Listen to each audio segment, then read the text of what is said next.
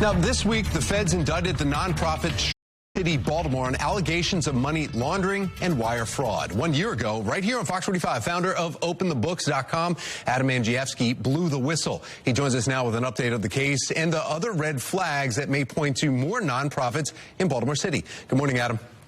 Good morning, Tom.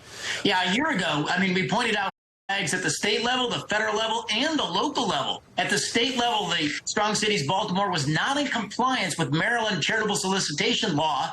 They had not filed their registration with the state, and so they weren't able under state law to be able to raise money. At the federal level, we couldn't find 19 since 2019, and when they last filed, they were running thin. They had spent 99% of the $10 million they had raised that year. Then at the local level, we couldn't find the records from the city, and they wouldn't respond to comment on how $800,000 from the city, $400,000 from the city, and $400,000 from the schools was spent. They wouldn't answer questions, and so these were the red flags a year ago.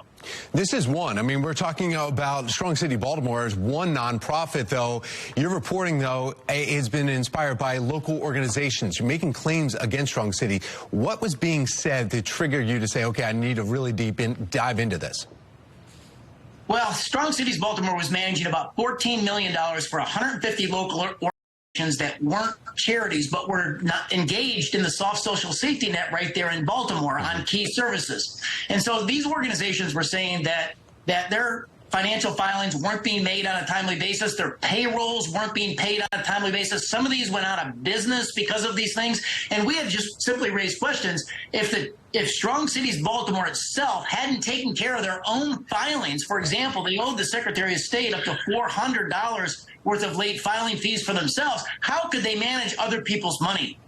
Adam, you were just saying it right there. Secretary of State, you were talking about, it seems like it would be something for Maryland to handle. So why is it always the U.S. attorney that needs to actually do these indictments why doesn't the accountability come from the state first before going to the feds? I think local people, they want accountability.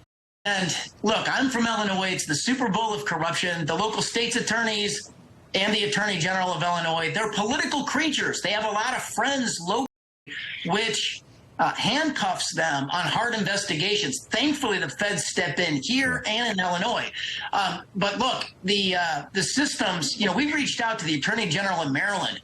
Why have a Maryland Charitable Solicitation Act law if you're not going to enforce it? Tom, right here on Fox45 in June of last year, we did an audit of just 50 nonprofits receiving city money, and 15 of them had not filed their proper filings under the Charitable Solicitation Act to be a public charity. Why have the law if you're not going to enforce it as the Attorney General of Maryland? Yeah, just a piece of paper. Adam Andrzejewski with OpenTheBooks.com. Always great speaking with you. And, of course, we'll be talking about this again. In fact, I want to find out a little bit more next time we talk about Baltimore City Public Schools. As you were mentioned, there was $400,000 that they were in the hook with this Strong City Baltimore, too. So we'll find out more about that next time. Thank you.